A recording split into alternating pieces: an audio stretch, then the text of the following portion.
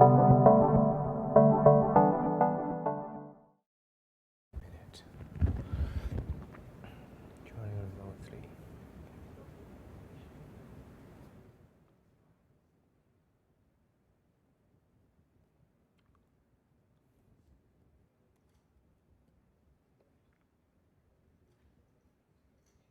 session. Great.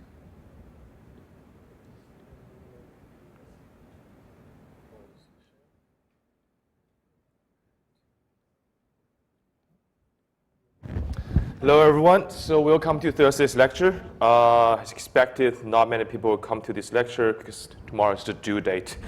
And so a couple of things we need to announce before we get into the rest of the content. So if you're the two types of students who need extension for quizzes and assignments, so if you're an ELP student, you need to send me your PDF. So I think we have like 20, 30 students. So if you send me that, I will apply your extension or whatever detail to that, to your assignment submission. But if you're feeling unwell and you feel like there's something in your life is affecting your ability to do the assignment, to do quiz, to attend whatever lectures, then I feel compassionate. I feel, because I was a student at some point. But there's nothing I can do if you just send me that email. You have to really apply for special consideration, and after that, I'm happy to apply any extension they grant you. I think we're going to make an announcement soon about all those things. So today we're going to have a recap of PsychoPG2 because obviously that's pretty important for the next assignment. That's probably the last bit of coding that's going to be important in this class. And the remainder of the course will focus on relational design theory and relational algebra, query execution, transaction, and concurrency control. So today we're going to have a recap of PsychoPG2, how to connect to the database, how we connect to PostgreSQL using Python, and after that we'll get started in relational design. So I think I'm going to have an overview of what we'll talk about in the second half of the course because we will have a break. I guess if you don't have an assignment, week 6 is a break. If you have an assignment, week 6 is just more work with no lecture. So it really depends on how many courses you're taking. So we're having so week 6 is flexible week. We don't have lectures. We don't have tutorials. And from week 7, we'll discuss more in relational design. Today we'll touch some of that, and we'll talk about what is a good database schema. We'll talk about how to eliminate the redundancy. And after that, we'll talk about how to formulate our query into relational algebra. Because underlying, that's how the PostgreSQL engine is viewing our queries. Because we write queries in SQL, and they have to process that into relational algebra, and then they'll have to figure out an efficient way to execute it. So they have a query optimizer. They'll figure out a way to make it fast. And in the end, we'll talk about transactions. We'll talk about if there's something bad happens when we're executing our database, how to recover from it, how do we ensure that everything is wrapped in a good transaction. And in the end, we'll talk about concurrency control, which is one of the most important features in PostgreSQL. So I think towards the end, you have an idea, basic idea of SQL, so that if you really go into an internship, if you do this and that, if the company has a different database, then you can work with those. You're able to work with those. You're able to work with Oracle. You're able to work with SQLite. You're able to work with whatever variant of SQL they have. But one thing about PostgreSQL that's very special is their ability to handle multiple users. So we'll talk more about that then. So today, let's just have a recap of PG2 code, because this is going to be very important for the next assignment as well as for the exam, obviously. So basically, CyclePG2 is a library in Python which allows us to connect to PostgreSQL. So to begin with, we need to establish a stable connection, and the recommended way of doing it is that you don't always connect and disconnect from the database, because it takes a lot of time to establish that connection.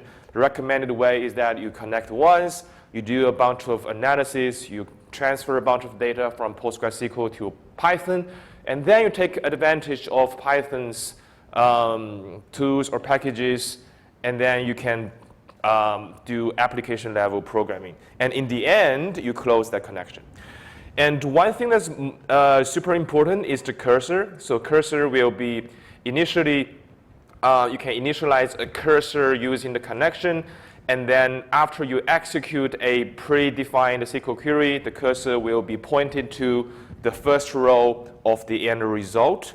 And we have a bunch of ways of fetching rows from that result. We can fetch one row, we can fetch many rows, we can fetch all of the rows. And last week we talked about at least two ways of unpacking results so that we can process them. So the first one is we can basically dump everything into one row, and then we can use row index to find out, to navigate through each column, which is very error prone, because you have to memorize which column is at which position. For instance, if you're looking at code and name, then you have to remember that code is actually row sub 0 and name is actually row sub 1. When you have a very wide result set, it is very easy to make mistakes. So I think we talked about this. And also we talked about how to handle SQL injection. We always want to use a parameterized query. We don't want to directly use F strings or string concatenations, and then send that string into cursor execute. We always want to send the SQL pattern as well as the input parameter separately, so that CyclePG2 will process that individually, and it will actually check the validity of your parameter. So if you just put a giant string in there, there's no way CyclePG2 can check the validity of your parameter from there. So always do it like this. Okay, I think we missed a couple of exercises from last lecture. We're just going to briefly go through them. So remember, we had I think we had a beers, or no, not beers. We're not talking about beers here. I think we were working with an enrollment database. So I think this here so this is a Python shell. Okay, so this is a Python shell. So I have two shells available here, and this is the PostgreSQL shell. I'm trying to make this a lot larger. Okay, so this is a course enrollment database, and we have courses, course enrollment, students, subjects, and terms. So I think we were fairly familiar with this database. So in this exercise, we need to get a list of subjects whose code matches a pattern. So basically, in theory, if we write it as a Python script, it will take that as an input parameter, and then it will formulate a SQL string based on that, and then it will feed that to PostgreSQL, and then in the end, we're going to return something like that. So I'm going to demonstrate that real quick. So if we're going to demonstrate in the shell, we're not going to implement the system argument from here. We're just going to say pattern is comp something. So let's import these. So let's just go. Let's import these packages, and the pattern is something like starting with comp. So the pattern is going to be comp percentage signs, basically everything starting with comp, and we're going to establish a connection from MyDB. So MyDB is already a database that we're looking at right now. So make sure that we have DB name equals MyDB over here instead of just MyDB.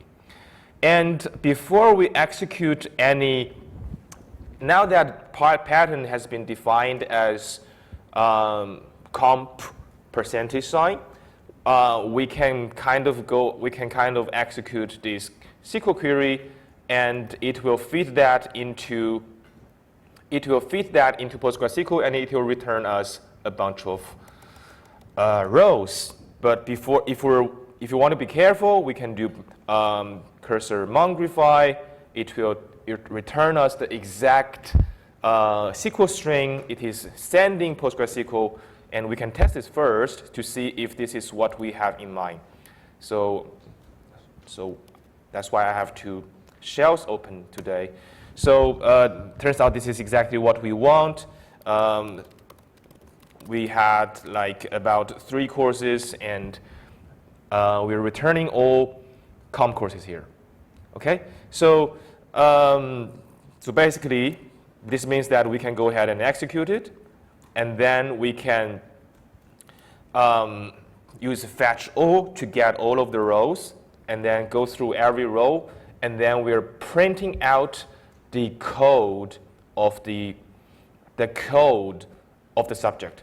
So in here, this practice is fine because the end result is only one column. So we know it's going to be the first column, so this is fine. So if we have like a more complex question where we're asking you, hey, give me the code, the name, the average mark, whatever, a lot of columns, then what you want to do is you want to unpack those into a bunch of variables that has, semantically meaningful, and then in the end you can print the code name and stuff like that. And we also mentioned another way, which is more robust when we have a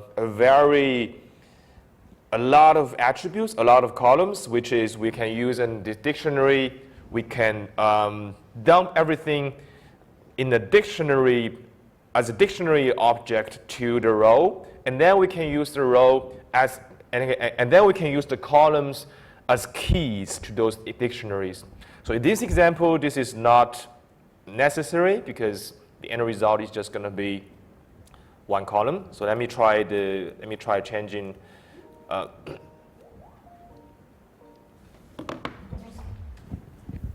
Somebody's calling me. Didn't know that. Okay, I'm just going to ignore it. So let's try another pattern. So what if I just say math, and then starting with math, and if you execute this again and then fetch it again, it will just return the math course. Okay, this is pretty straightforward. So we're demonstrating this so that you can be more familiar with the good practices, the bad practices, as well as the overall code structure. So this is the kind of code structure you'll likely adopt in your assignment. Okay, the next exercise. So we want to display information about a subject given its code. So basically, we're going to look at the subject table, and the input is going to be the code, the course code. So let me examine the subjects table first and see if everything we need is in there. So subject, we got subject ID, code, as well as name, as well as UOC. So what is expected here? We're expecting to get the column, the course code, the course name, as well as UOC. So basically, everything we need is in the subjects table. So basically, we can do something like where code equals COMP3311. So that's exactly the query that we need. So we can just basically wrap that into CyclePG2 and then have it executed for us, so we don't have to do all that again because we have already imported those packages. So we can say code is now COMP3311. So code is COMP3311, and I don't think we need to reconnect to the database again.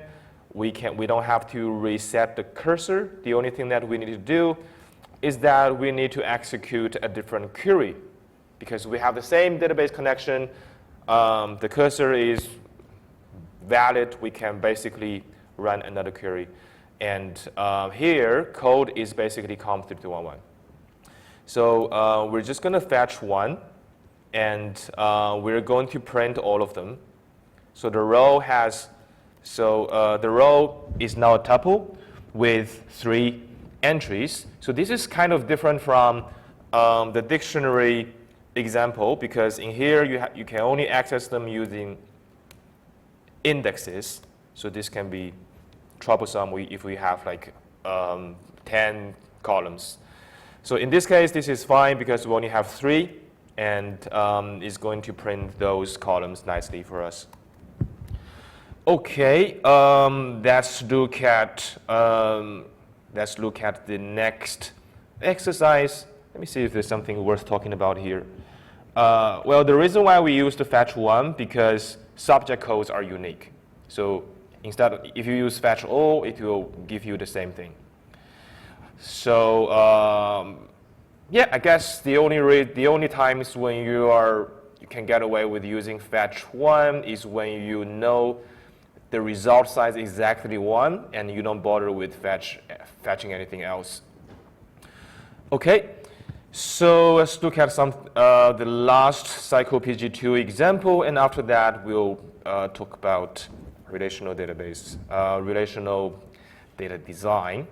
So we want to get a list of students whose name matches a pattern.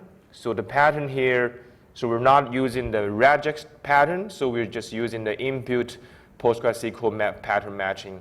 So here we're just matching a substring. So everything starting with Smith, every name that contains Smith in it will be returned. So looks like we need to look at what database, what table we need to examine. So most likely we're going to examine students, semicolon, students table. Well, students table only have student IDs. That's very weird. What about course enrollment? Enrollment, student. So, okay. Oh, okay. So there is a table called people, and then student is a subclass of people, and then this is a entity relational mapping of the subclass. So we have a superclass student people, and then students is a subclass of people. And let me look at the students table structure. So student table structure only stores ID, which is a primary key of the students, and is also a foreign key that references the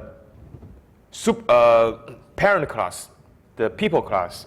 So if we want to get, so this is kind of an extra work for us to do because we don't have student's name. We have to join it with people and match the people ID with student ID to get the name, to get the full name. And then we can do pattern matching with, and then we can get pattern matching with the pattern, with the input Smith pattern. So basically, we want to kind of get the students, and we want to get, want to look at people. So, oh, it looks like people here. It looks like everybody is a student in this database, so we can basically fetch from people and not really match that with students. So that's okay. So basically, we're going to say where the full name is matching that input string. Okay. So we don't have to demonstrate this. We don't have to import those libraries again. It's already done so from previous exercises. we don't have to reconnect to the database, and the cursor is defined. And now we can define a new query. So this new query is called, this new query is formulated like this. And the pattern, we have to define the pattern again. The pattern is basically, the pattern is now defined to be this Smith pattern.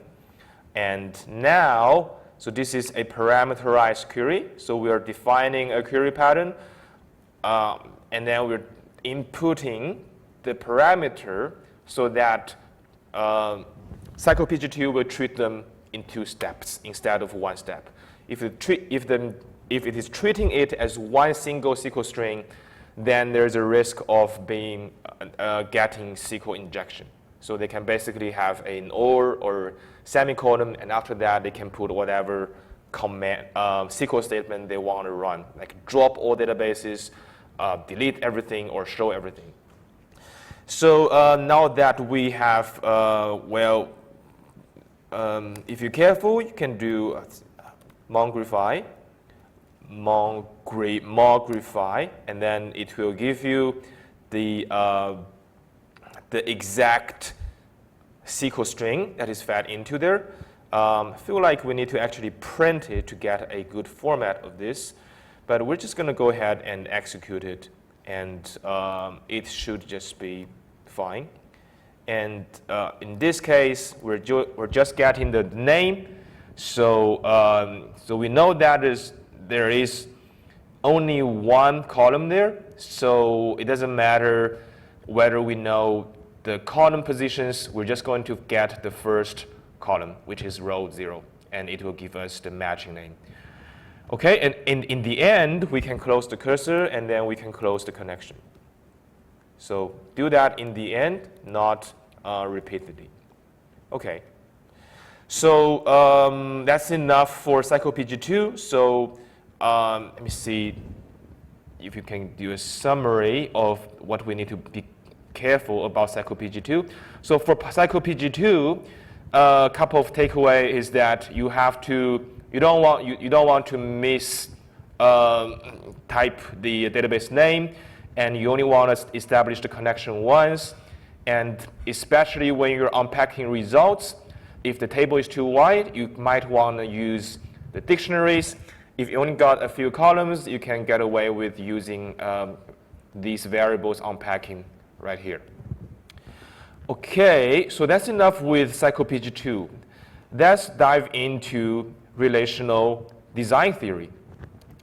So previously, we have already looked at ER design and ER2 relational mapping. So basically, that's a way for us to draft the structure of the database. And we are able to map, describe entities, relationships, as well as attributes in a database that we want to work with. And after that, we can implement that in SQL. So that's pretty cool. But in the second practice exercise, I think there was at the point where I'm asking you guys to implement all kinds of constraints, and it looks like some of the constraints cannot really be implemented. Like you can easily implement a domain constraint. You can say that this is not null, this should be like 6 integers, and things like that. And also you can implement primary key constraints, foreign key constraints. You can do all those things, but even if everything is done correctly at that point, it can still have a lot of issues. And there were constraints that we're looking at that could not be implemented using SQL at that point because there was some design issue with our database. So today, we're going to have a discussion about what is a good schema. Like, this is a very weird question.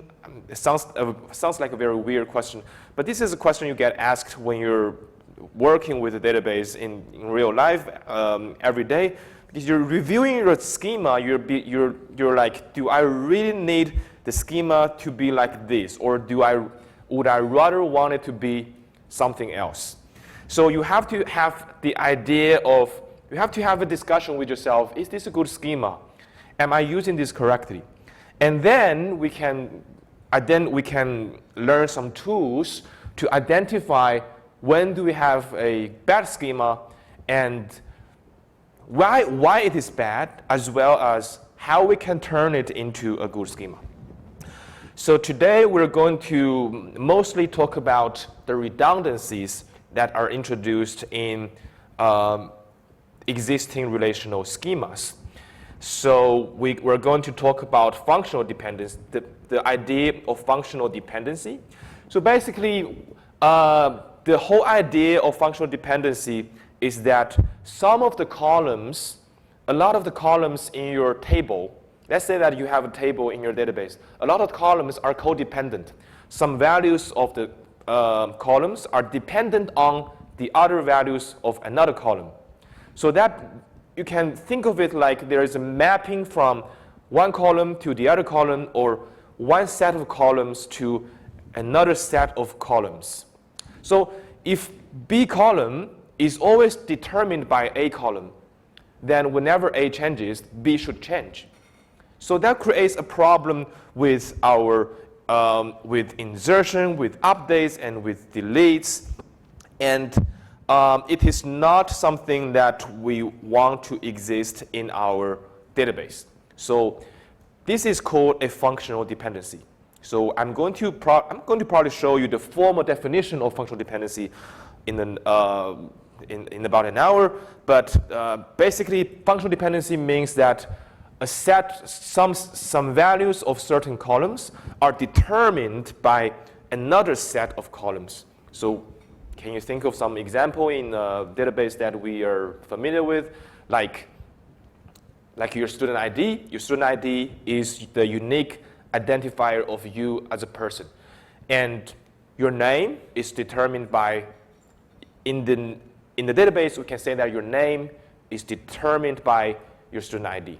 Or we can say that there's something else like your branch. In the bank scenario, you're with a branch, and then your branch has an address, and then if both attributes are in the same table, then we know that branch address is determined by branch. So whenever branch changes, the branch address should change. So can anybody give me a slightly different example? I think there are tons of examples, like one column determining another column, one set of column determining another set of columns. Student ID and school email. School email or your email? Like UNSW email. Yeah, it's a good example. And I would say in this case, you can make the argument that student ID is determining email, and the flip side is also true, because both of them can be a unique identifier of you. So whenever an attribute or a group of attributes can be a unique identifier of this entity, then it can functionally determine everything.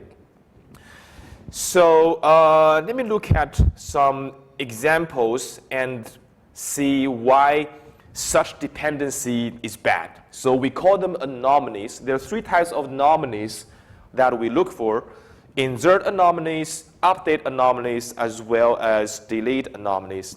So this is a bank. So this is a table from a bank. So we got your account number, how much money you got, your customer ID, and then we're storing branch name, branch address, as well as how much money the branch has in this giant table. So just by looking at this, do you think this is a good table, or this is a not very good table, and give me some reasons? You can make the argument this is a good table too, because it has some advantages in certain areas, and you can also make the argument this is a bad table, but you want to give me some reasons. So why is this? What do you think of this table?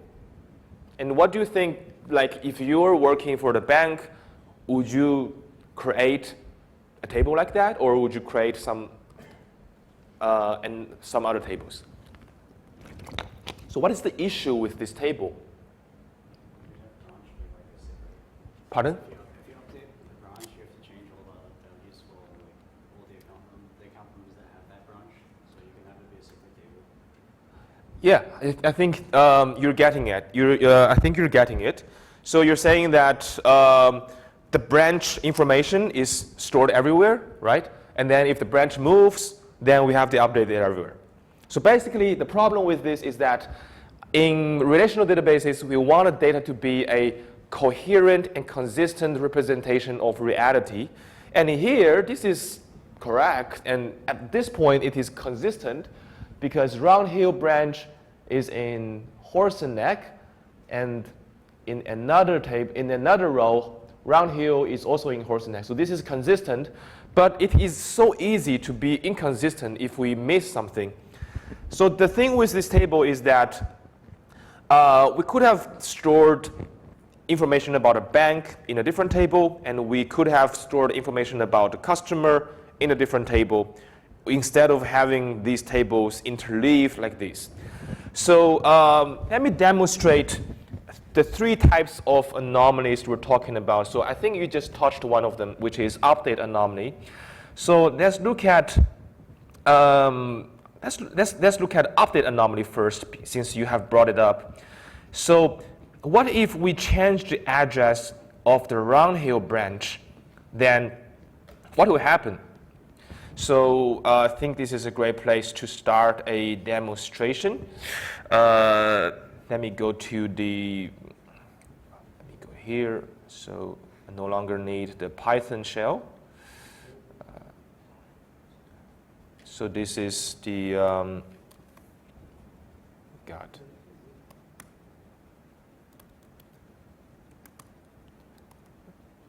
PostgreSQL.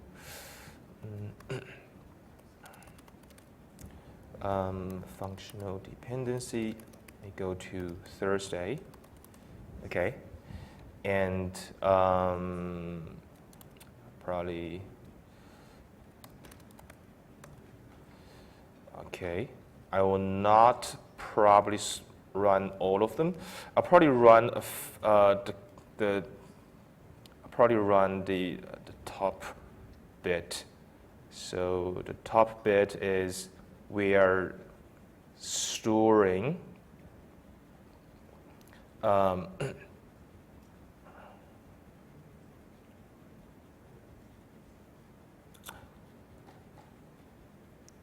wait.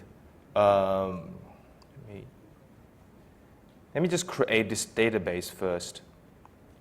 Insert initial data, accounts.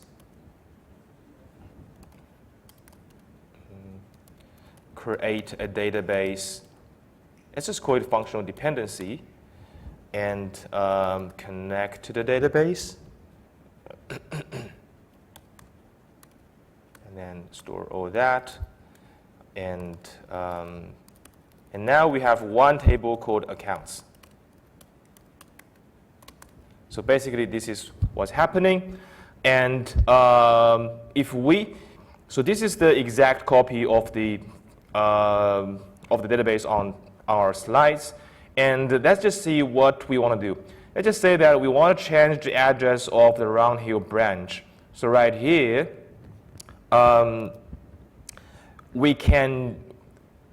This is the problem when we have the branch information interleaved with the customer information. So when we actually do this update, so we're updating this table, and we are matching the branch where the branch name is Round Hill, and then we're setting its address to be San Jose.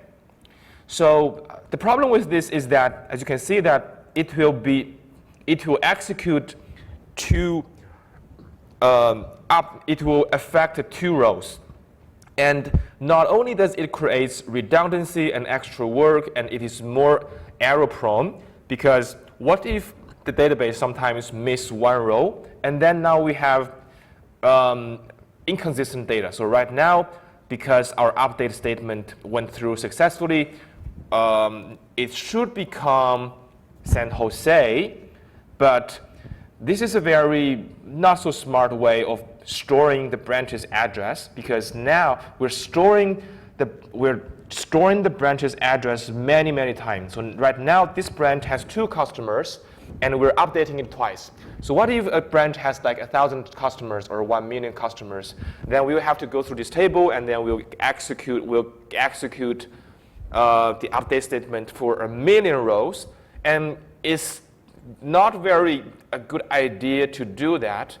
And so that's the idea of update anomaly that he talked about first. And that's demonstrate the idea what will happen if we want to add a new branch, and what will happen when the last customer of a branch leaves the bank.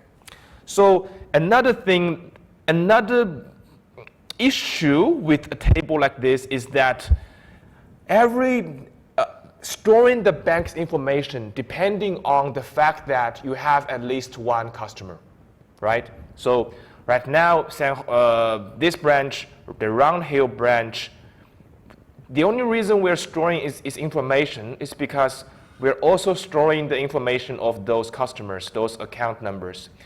What if we want to open up a new branch and at this point there are no customers? So in practice, what they kind of did is that they have to insert something called a ghost tuple. So basically, you have to make up a placeholder customer with a pseudo account number, no balance, and he's not a real customer, just so that we can enter that branch name and branch address. So you can say that is stupid. So basically, if we open up a new branch called Hilltop in Springfield, and then they have an asset of $5 million or whatever, but they don't have any customer, then we have to create this ghost tuple. So let's see if it goes through. It actually goes through. Well, being able to go through this, being able to insert this also tells me something about the schema, which is it does not have enough constraints to prevent me from doing that. But it looks like this is something we need to do, because if we don't do that, we cannot open a new branch. So that's why, so right here, the only way we represent a new branch is we need to create a fake row of customers. And right now, this branch doesn't have any customers. It has $5 million. And this is just messy, because now we have introduced null values and holes in the database. This is never something that we want to do at a larger scale. And on the flip side, there is delete anomaly. So insert anomaly happens when you want to insert a new bank or something, but we don't have its corresponding customers. We have to create a fake customer. And delete anomaly happens on the flip side. So let's just say that, let's look at which bank has only 1 customer. So the downtown branch has 1 customer. Perry Ridge has 1 customer as well. And Brighton has 1 customer, and Round Hill has 2 customers. So basically, all the other branches, they only have 1 customer. And that's kind of sad, actually. But in this database, in this construct, in this table, if this customer says, hey, I don't want to be with your bank anymore. I want to go to maybe ANC. I want to go to ING Bank instead of your bank. And then they quit their bank. What happens is that when they quit their bank, when we delete this row, we lose our last bit of information about this branch and its address information. So basically, when the last customer withdraws his money and quit the bank, and then we delete the record, we also delete the relevant branch information in this table. So everything is happening, everything is messed up like this because we're storing different types of information in an interleaved manner. And it's also because we have a bunch of functional dependencies. So let's just say that we want to delete from accounts where account number is A101. So that's the last customer of the downtown branch, and that's the so if we do that, and if you look at it, there's no downtown branch in our table anymore. And if anybody asks me, hey, where's the downtown branch? Where's the address? I couldn't know. I wouldn't know. So so basically we have demonstrated 3 types of anomalies that are happening because we're storing information redundantly, and we're storing information in an interleaved manner, and those information should have their own tables. So the intuitive way of doing this is that we want to store accounts in one table, and we want to store the branch information in one table, and maybe that's it. And when you look at this table again, you can see that whenever we have a problem, it is because there is a functional dependency representing the redundancy existing in this database. So here, the branch attribute is functionally determining the address attribute. So we know this is happening because whenever branch values are the same, the address values are the same. So if that happens, then we have enough evidence to say A determines B. So this is a function. So there is a functional mapping from A to B, if and only if for every 2 rows in A, if they're the same, we have the corresponding values in in the B columns the same. So let's just say that a branch address. So if you ever identify the 2 rows with the same value, so the only example here is Round Hill and Round Hill.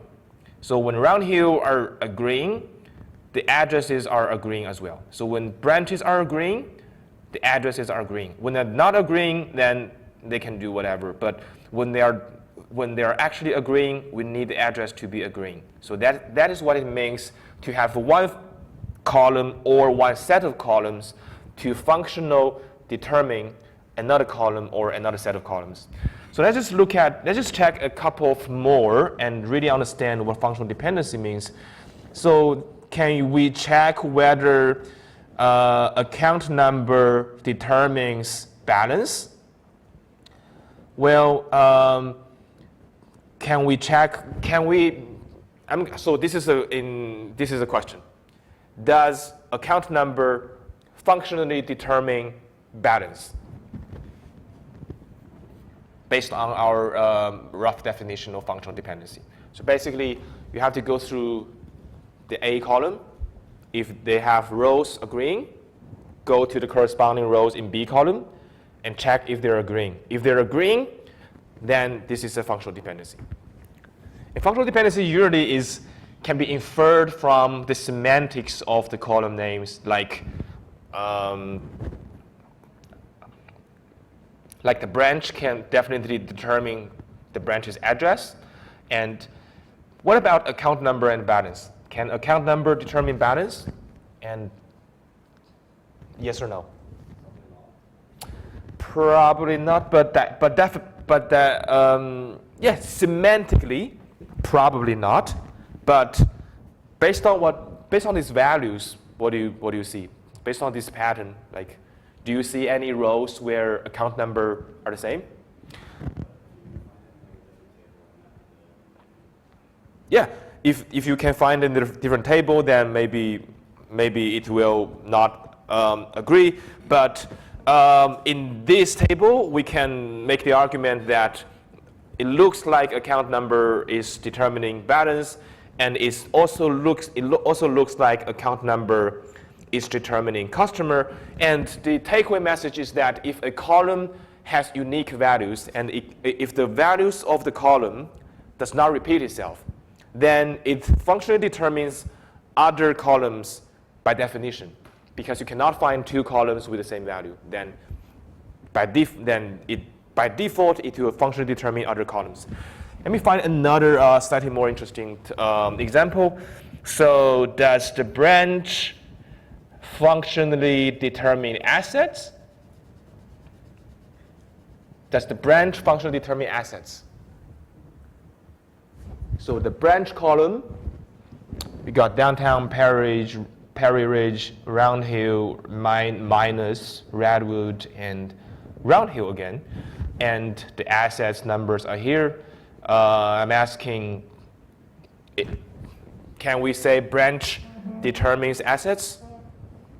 Yeah, because on branch, we only got two rows that are green, which are Round Hill, and then we check their assets. The assets are the same.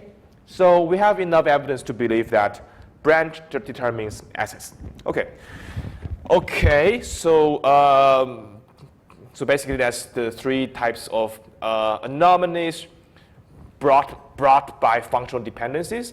And so functional dependency is a way for us to identify redundancy. And with functional dependency, we can actually figure out how to break a table into smaller parts so that these anomalies are removed. So that process is called normalization. So we want to make a giant table into smaller tables and to get rid of these anomalies, and this process is called normalization. Let's take a break of 10 minutes and we'll get back to more examples. And we'll talk about the actual better schema of this.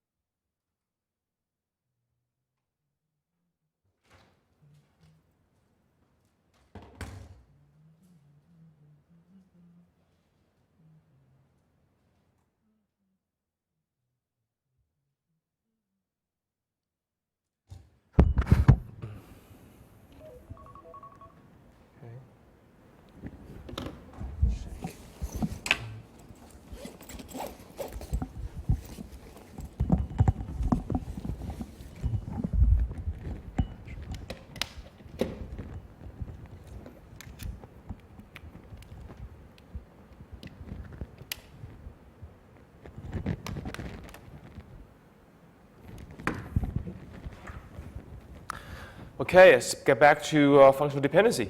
So we were looking at the accounts table, and we realized it's not well designed because it has different. It has like account information as well as branch information interleaved into one table, and it caused some problems. It caused three types of problems called insert anomaly, update anomaly, as well as delete anomaly. So let's look at a normalized table. So the better schema is basically an improved set of tables that, in theory, can get rid of these problems. So intuitively, we want to put all attributes about a branch in the branch table, and we want to put all attributes about the account in the account table. And in the account table, we have to memorize who you're with, right? So we want to memorize which branch you're with, and basically this is going to be like a one-to-many relationship where every account needs to store what branch it is with. So the normalized version should look like this. So we'll have the branches information, we have the customer information, and the accounts information. And obviously, one customer can have different accounts, and every account stores the customer ID that references the customers table, and the branch ID references branches table. And this is motivation. We didn't make this design choice by accident. What we want to ensure is that we want to make sure that all of the functional dependencies occurring in these subtables and not in just one giant table. So in here, the account number is still determining branch name, but when we're updating those information in accounts normalized, it will not affect customers, it will not affect branches. And when branch moves to a new address, then we only updated the branch table, and we don't really change the customer table or accounts table. So this is the more logically coherent representation of reality, and that's check whether this new schema will have the issue of those anomalies. So using VS Coding here so that copy and pasting is going to be easier. So we demonstrated the bad data, and now let's demonstrate the good schema. So this is the good schema. We broke down one table into 3 tables, and each table stores information about one entity. So we store in the branch table, customer table, as well as accounts table. Let's make this table, and that's just insert the same data into those tables. And now, if you look at the table, it looks like this. So the first table is branches. Oh my God. Branches. Okay. So branch table only got branch address and assets, and a customer table, customers only got customer ID, and accounts normalized table. So before it was just one giant account table, and now we call this accounts normalized. It only stores information specific to each account, and for each account, because it has a one-to-many relationship between the customer to accounts, a customer can have multiple accounts, obviously. So this customer 1313131 have 2 accounts, one in this branch and one in the other branch. And account number and branch obviously also has one-to-many relationship. So in here, I use these 2 foreign keys to tie back to those tables. So basically, we want each table to store information about a specific entity or a relationship, and also we need to construct those foreign keys so that when we join them back together, we still get the original giant table. So basically, we want to be able to join these back together, and then we can still have the old table. So this is a good decomposition, and the process of this is called normalization. Let's look at whether this handles those operations well and whether we have those anomalies. So let's just say that we want to insert a new branch. We open up a new branch. All we do is that we insert into branch table. It doesn't affect other tables. And in here, you can see that the new branch is opened, and we don't have to create a pseudo row in the original accounts table just to represent this new branch. Okay, and what if we want to update Round Hill to move it to San Jose, and then this information is only stored once in the branches table. They just say that Round Hill is only stored once in this table, so everything is compact. And when we do this update, it will only update one row. And it will be more efficient, it will be more space efficient, time efficient, as well as less error prone. So it will be updated once, and then that value is changed to San Jose. So there's a pattern here, like every time you update something is appended to the end. So this is something very interesting if you notice or not. So every time you update something, it will be appended to the end. And this is happening because of multi-version concurrency control, and they're always appending stuff in the end, and they're deleting, and they're making the old tuples invisible to you. So essentially, they're creating a new tuple here, and they're making the original tuple invisible, and they're making you see this new tuple. So essentially, what they have done is that this is what they did under the hood. They create a new tuple, and then they put it in the end. So that's why whenever you update something, it shows up at the bottom. Let's see whether delete anomaly work. Delete anomaly is an issue here. So in here, this is the new accounts table. If we delete those account numbers, what will happen? Well, we only lose 2 customers, but all of the branches are kept intact. So the branches, the Round Hill branch, still exist. So the information about Round Hill is always intact in the branches table, and whatever you do with the customers, they can come and go, but this information is kept intact. So this is why this new normalized schema will get rid of these problems. So today we're just going to focus on functional dependency and the fact that functional dependency can reveal redundancy.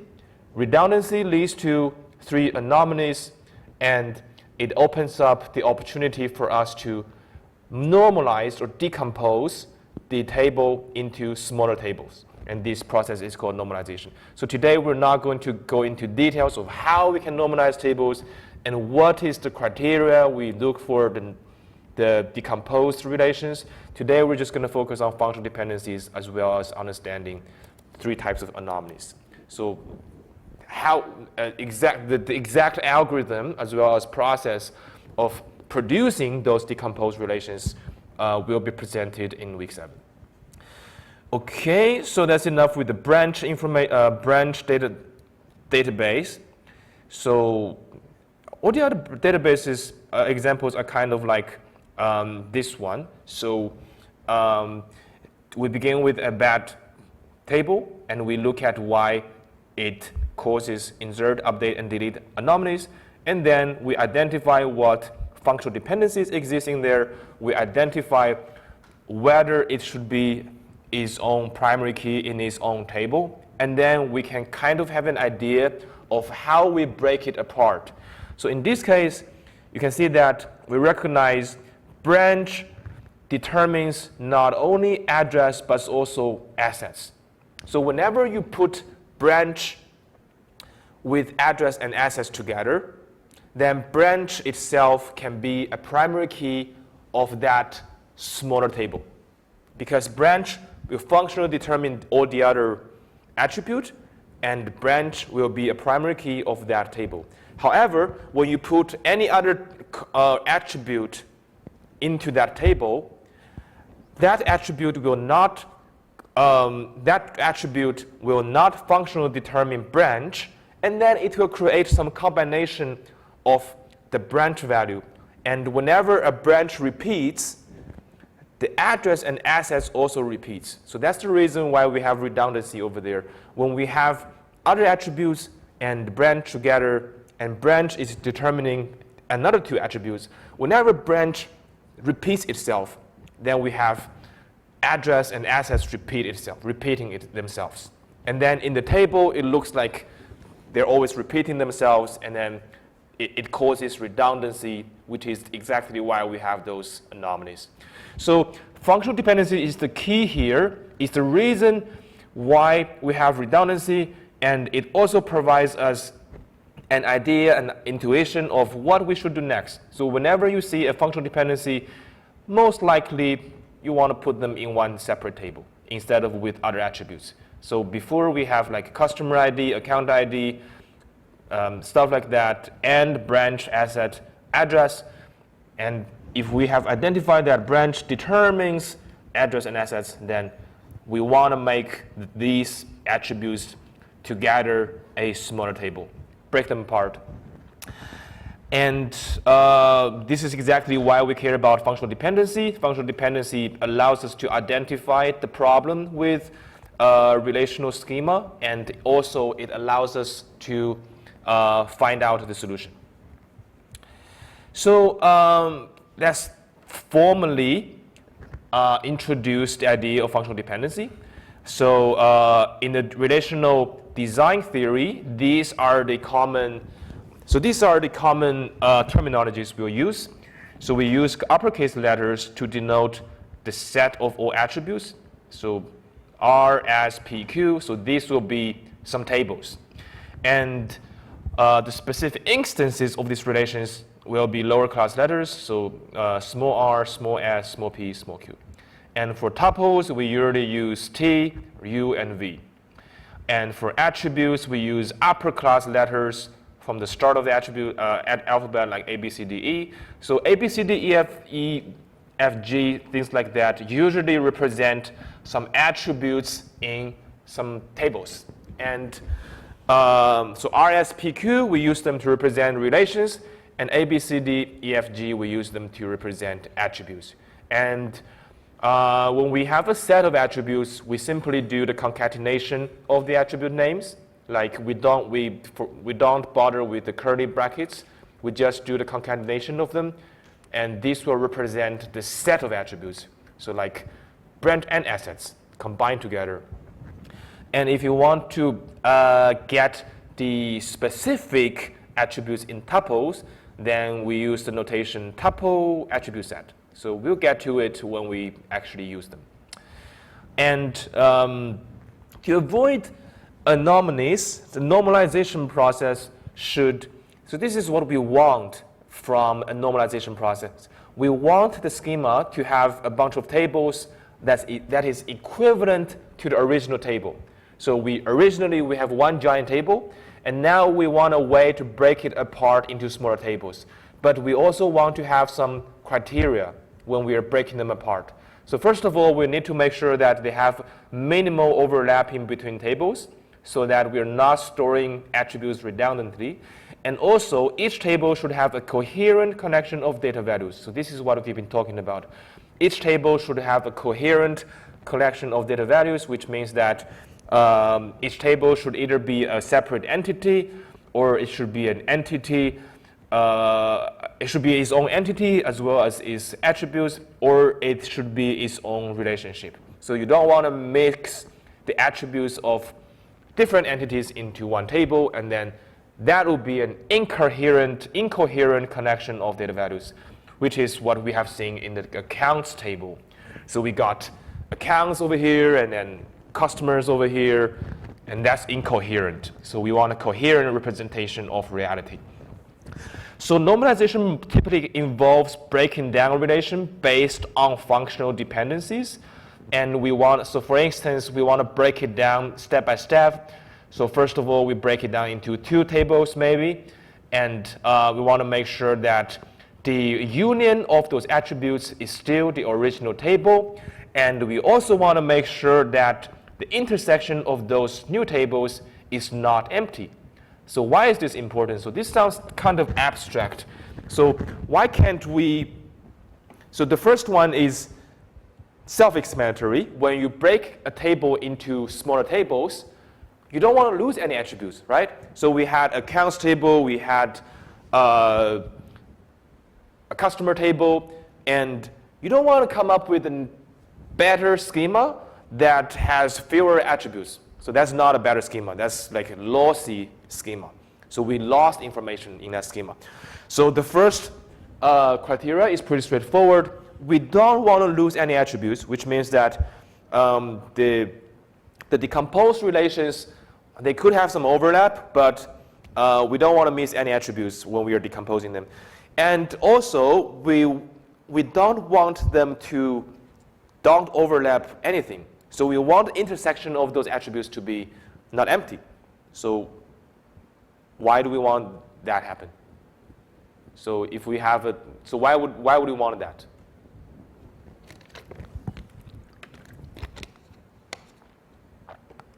So in the original accounts table, so just this is account, right? If we say, hey, this is a bad table, I want to break it down into more tables, why can't we just get a knife and then just cut it in half and then just forgot and then just treat it like two tables? Well, the issue with cutting tables in half or in three pieces that are disjoint, the issue is that if you break it down into a bunch of pieces, a bunch of subtables that are not intersecting, which means that they don't have any common attributes, then you end up with a bunch of smaller tables that cannot be joined back together. And then that loses a lot of information. For instance, if you have like accounts, and then you cut it in half, you got account balance, and then you got customer, branch, address, and asset. And if they don't have any common attribute, it means that we can never have any foreign key in that schema, which means that they just say that this is a table and the other one, there are two tables. Then customer is storing information about a branch, address, and assets, but it's not storing information about anything in the accounts entity. Then we cannot know whether this customer corresponds to certain accounts or not. So both of them are super important. So first one, we don't want to lose any attributes. Otherwise, it doesn't make sense. It's not called a decomposition anymore. Then it's called a robbery. And the second one, we don't want them to be disjoint. We want them to have some common attributes. So those common attributes will act as foreign keys, and we'll join them back together. So if you look at our decomposed relation here, so here the attributes are branch, address, assets, customer ID, account number, balance, customer ID again, branch again. You see that? So these are the decomposed relations. The union of those attributes are the same as before, which means that we didn't lose any attributes. And the better thing is that in accounts normalized, customer ID and the branch name, they are repeating, they're actually attributes taken from branch and customers, and they're acting like foreign keys so that we can join them back together later if we want to do a query. So imagine if you don't have those foreign keys, then these three tables are just three independent tables, and we can't really model the relationships of entities with just three independent tables. So both of these are very important, and we always repeat a decomposition until normal decomposition is possible. So this is kind of this is very hard to understand at this point, because we will have different criteria of a good schema. So in week 7, we'll talk about a bunch of normal forms. We'll talk about the first normal form, the second normal form, the third normal form, as well as Boyce-Codd normal form. All these normal forms have different criteria on these decomposed relations. And a good schema can satisfy first normal form, but it may not satisfy second normal form. So this last line here, repeat decomposition until normal decomposition is possible. This is entirely dependent on your requirement. So if you're saying, hey, we want a 3NF decomposition, then you want to repeat it until every subrelation satisfies the third normal form. And if you're saying, okay, we want to have a second normal form decomposition, then you want to repeat decomposition until no more subrelation violates second normal form. So to what point do you stop really depends on your criteria and your standard. If your standard is very high, then you say, I want to have a Boyce-Codd normal form decomposition, then it will repeat this itself until no more subrelation violates Boyce-Codd normal form. So basically, this will be dependent on your criteria, on your constraint. And finally, each relation will contain information about one entity. Ideally, each relation will contain information about one entity.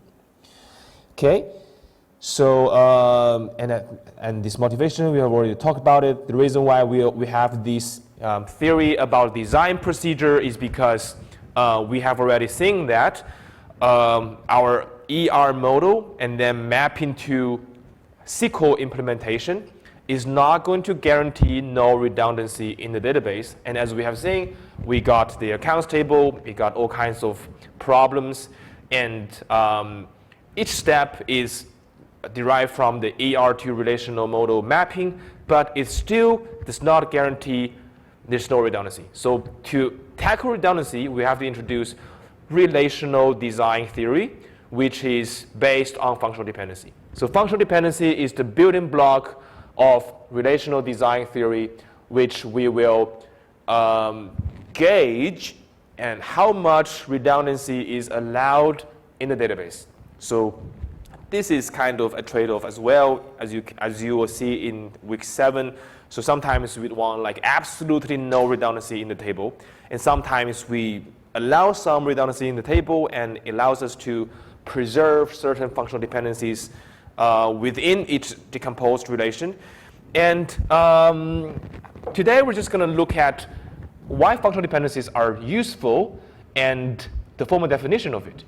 So I think we have already implied very strongly in the first half of the lecture about what is functional dependencies. Basically, a set of values dependent on another set of values, then is a functional dependency. So here, this is the formal definition in a relational instance.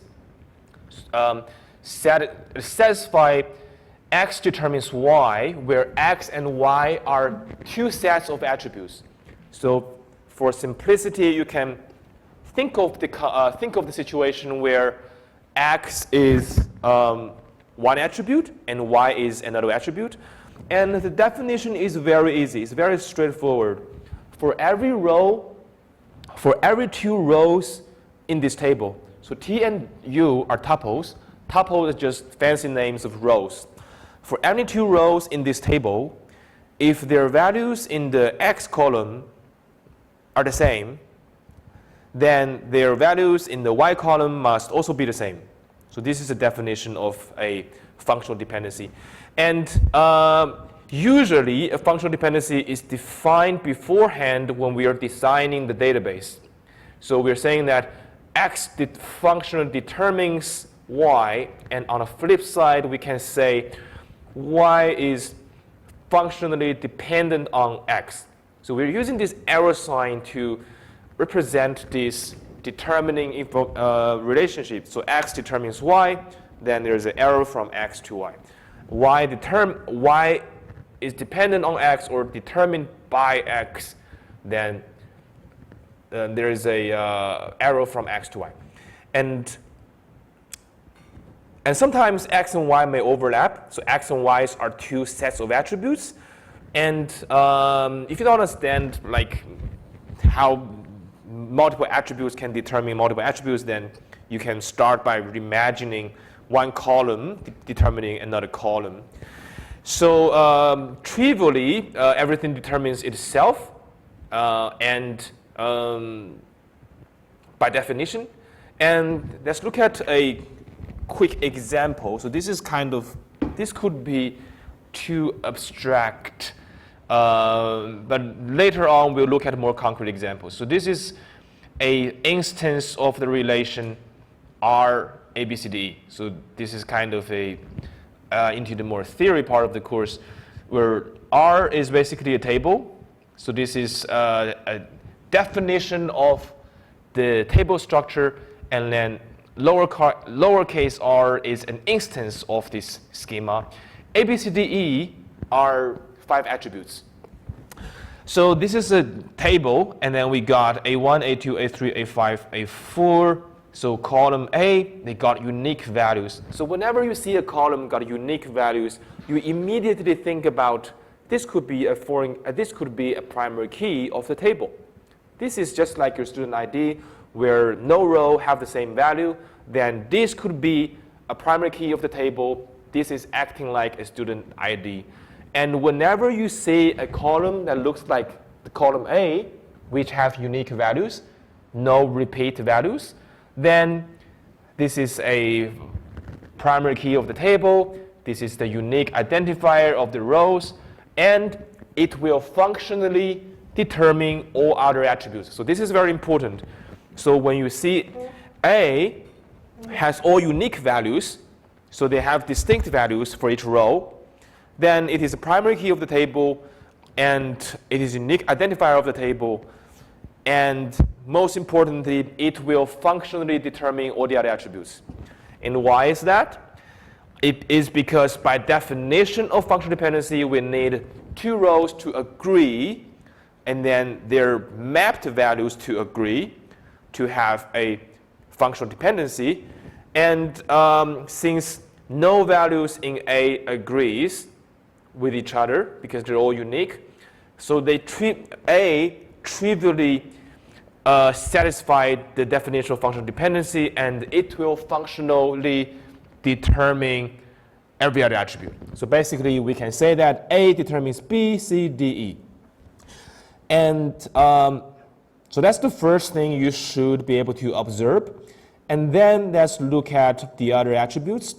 So on the flip side, if a column has all the same values, like E, so A and E are 2 extremes. So for E, they all have the same value, E1. So this could be like a timestamp or something. They all stamp at the same time. And when a column has the same value across all rows, then by definition, it can be functionally determined by all the other attributes. So basically, every other attribute can determine E. A determines E, B determines E, C determines E, D determines E. And A can determine every other attribute. So it's summarized as A determines the concatenation of those, B, C, D, E. And in general, when we have a bunch of functional dependencies written like this, we can only concatenate the right-hand side, and we cannot concatenate the left-hand side. Because when we're concatenating things, we're saying that the combination of the attributes are applied. So A determines E, B determines E, C determines E, D determines C does not imply the combination of A, B, C, D determines E. So the takeaway message, this may sound like too abstract at the moment, but the takeaway message is that when a column values are unique, then it determines all the other attributes, and then you can kind of say that this is the primary key. This is the primary key of the table. And when something has the same value, then all the other attributes will functionally determine that attribute. Okay, and some other observations. We can also see that BC determines the other attributes. Let's see. So the combination of B and C, BC determines all the other attributes. The combination of B and C are unique, So you see that B1C1, B1C2, B2C1, B2C2, B3C3. So now that we have found another set of attributes that has unique values, so A has unique values, A1 all the way to A5, and when we look at the BC together, we realize that the combination of these are also unique. So none of those rows have the same BC values. So they're all unique. It means that BC can be another primary key. So it can be another primary key of the table. So this may sound counterintuitive, but we could have more than one candidate key in the table. So a candidate, basically, a set of attribute or one attribute, if it can functionally determine all the other attribute, then it can be a candidate key. And as a database designer, we pick one of the candidate key and say this is the primary key. So that is what was happening.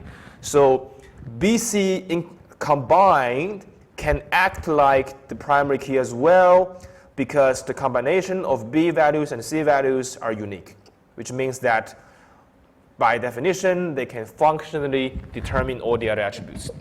So a combination of attributes can become a candidate key if and only if it can functionally determine all the other attributes. So in this sense, A and BC are kind of on the same level. So A is a candidate key and BC is a candidate key. And in reality, we want to pick the one that is more, it is simpler. So we usually pick A because it only has one attribute and it's easier to keep track. So if you pick B and C as a primary key, it will be more complicated to manage. So basically BC are unique, then BC can be a candidate key, and then combination of BD are also unique. So BD can also be a candidate key. So this could be a bit of complicated if you can. So basically in every schema, when we have a bunch of functional dependencies defined, we could end up with multiple candidate keys. And in the next lecture, we'll compute how many candidate keys are there. However, in practice, we usually pick the one that is the simplest. That's just basically one attribute being the unique identifier of the whole table. So usually we'll just pick A as the primary key. But we also need to know that in theory, these can act as primary key as well if we do choose them. Let's just to look at another one. When C values match, so do D values. So let's look at C and D. So let's just see when our C values match. So for C value, the first row and the third row, they are matching. And then let's look at D column.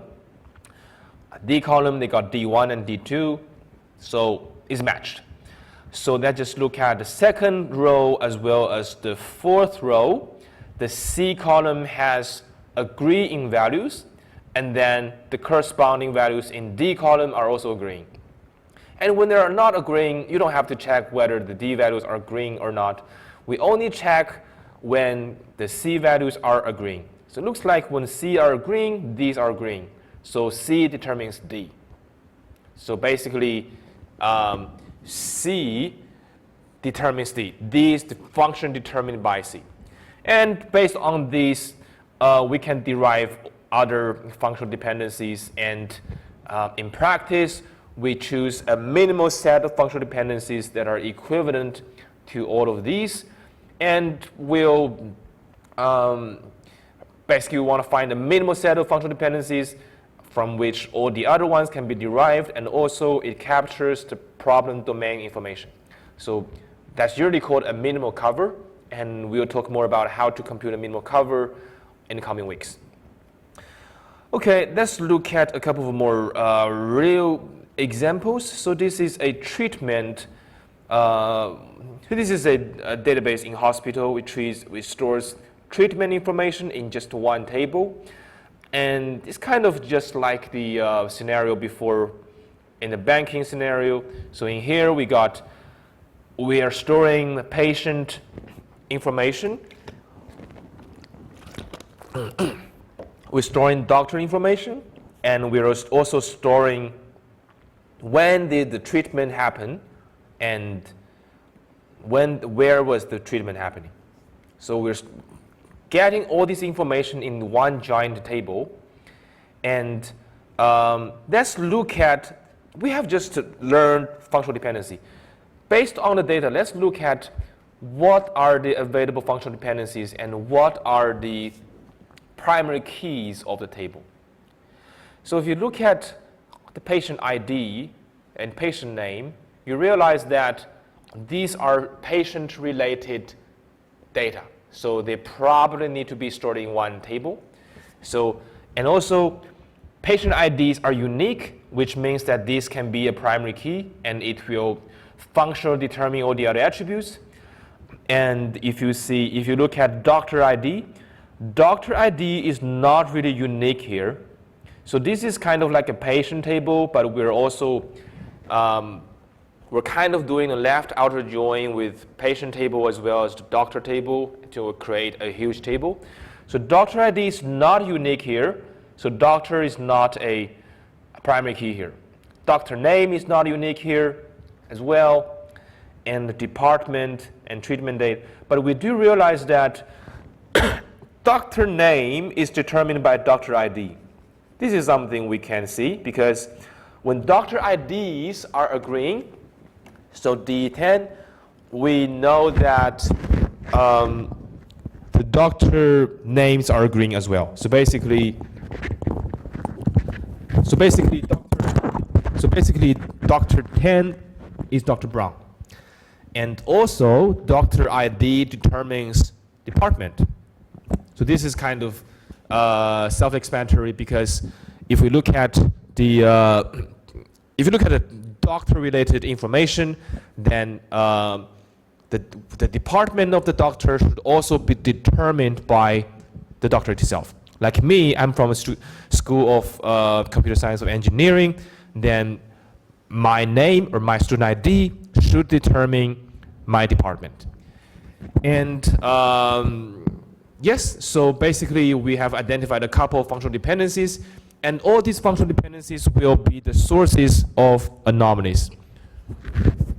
So we'll demonstrate those three anomalies, and we'll then look at the normalized table. So right now we can just first look at the update anomaly. So what if you were, for Dr. 10, so basically Dr. Brown, what if we want to change his department to internal medicine? I'm not sure if that's common in the hospitals, but if we do choose to do that, before he was with cardiology. Okay, looks like a big jump. So what if he wants to transfer to another department, and if one row is missed, then the database becomes inconsistent and looks like something like this. So we got certain rows showing that he is with the new department, certain rows showing that he's with the old department, and this is where update anomaly happens, and this is not very good. The database now is inconsistent. And insert anomaly, well, what if a new doctor joins what if a new doctor joins the hospital, and the doctor works in radiology, but the doctor has not treated any patient yet? But this happens a lot. So when we have a new lecturer and he hasn't taught any classes, and the doctor hasn't treated any patient yet, in that case, if we want to represent the information about this doctor, then we are forced to create a ghost tuple and then do things like that.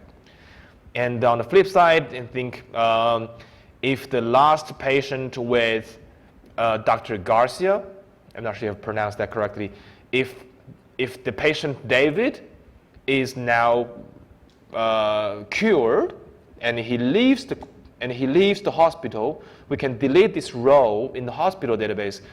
Then Dr. Garcia's information is forever gone. So we cannot know where is his department. We don't know the doctor ID of Dr. Garcia. And that information is simply gone. And now we're left with the other two doctors. So these are the some demonstrating those anomalies again. And these anomalies happen because of these two dependencies. Patient ID and patient name are all patient-related information, and they should be stored in a coherently and consistently. It should be a logically coherent representation of patient information. So patient ID and patient name should be together, and it should be a separate table. And doctor ID and doctor name should be, as well as doctor department, they're all doctor-related information. So they should be stored in a doctor table. So basically, we ask patient ID to be the primary key. We ask doctor ID to be the primary key. And then there's something else missing. Remember that we want the decomposed relations to have all of the attributes before, and also they also need to have common attributes. So one thing that's missing is when and where the treatment happened. So that's the treatment relationship between doctors and patient. So we have to create another table called treatment. And in that treatment table, this is a many-to-many relationship, and we'll need to note that patient ID is actually a foreign key, and doctor ID is actually a foreign key. So here, this is not a good representation because we haven't defined the foreign keys here. So we have only did the decomposition. So to make this good, we need to say that the combination of a patient key, a patient ID, and doctor ID, and treatment date is the primary key of treatment. And we also need to say that patient ID references patient ID, as well as doctor ID references doctor's ID. Okay? So in that sense, let me demonstrate that real quick and see whether go to demonstration. So we got all kinds of demonstration here, and I think we haven't gone through all of it. So this is the old treatment table, and that's the let's look at the treatment table. It's too wide. Okay, now it's too small. Okay. So let's just say that Dr. Brown moves to another department. If you do that, looks like we need to update 2 rows to make that happen. And this is not very good because in practice, it can be wrong. And let's demonstrate insert anomaly. So when we want to have a new doctor who haven't treated any patients, we ended up having a ghost row, and then doesn't have any patient information in that row. And when we delete from the last, when we delete David from here, then we lose all information about Dr. Garcia. And let's look at the decomposed relationship, a decomposed tuple, a decomposed schema. So this is a decomposed schema. We don't have to drop this table because it does not exist yet. That's insert into individual tables. And now you can see that each table represents a logically coherent information. And if we want to move Dr. Brown to a new department, we'll see that department, doctor, okay. And then we only need to update 1 row in that table. And when we have a new doctor, we also just need to add 1 row in that table. And when the last patient is released, then we still have that information about Dr. Garcia. Dr. Garcia is still here, but she doesn't have any patient anymore. Okay, so we have a couple of more examples, like we have the e-commerce example. So I'd like to go back here and really talk about why did we have those 3 tables. and then maybe you can go through these other examples at home because they're kind of similar. And since we have the SQL files available, you can play with them at home. It will be fine. So I want to talk about why do we need these three tables. So basically, we identified patient ID determining patient name. So that's patient-related information.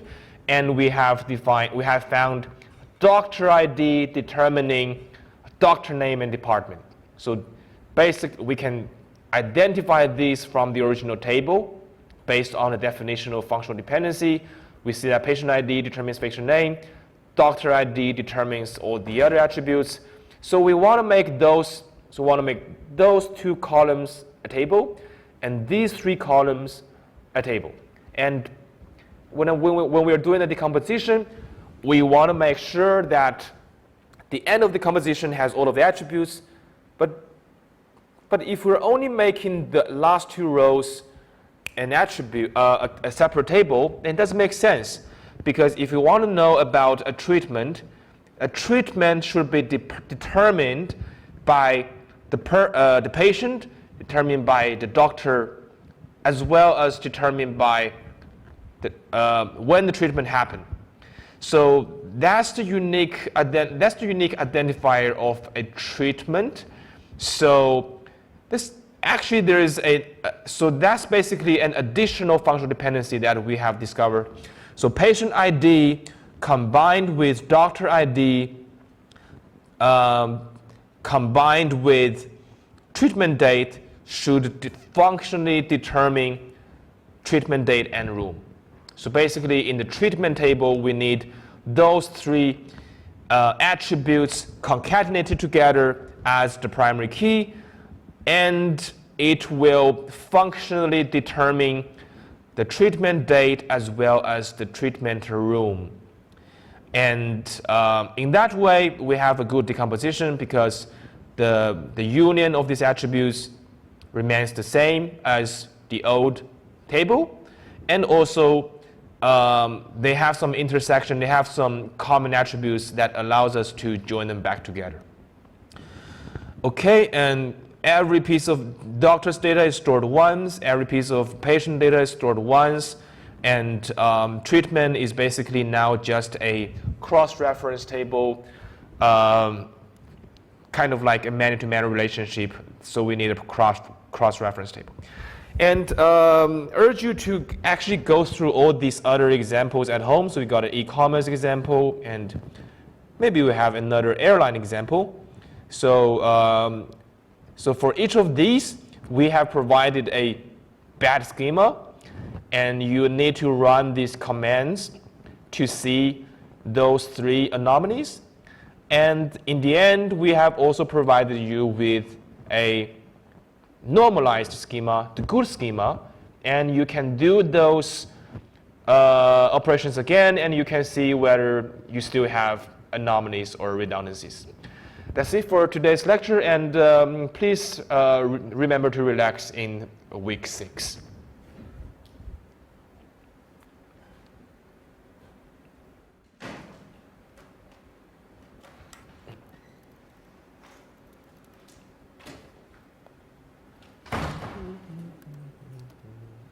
Zero. Okay. Close that. Close that.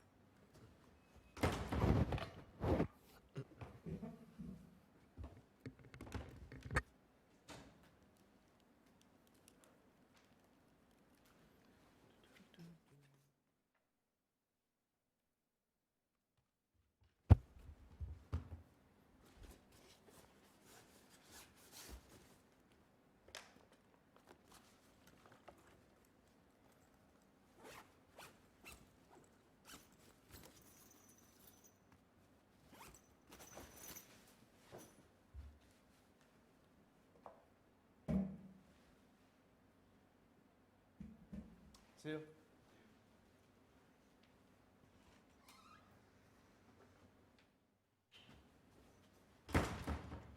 a quick question about the OPEX. Oh, yeah, sure.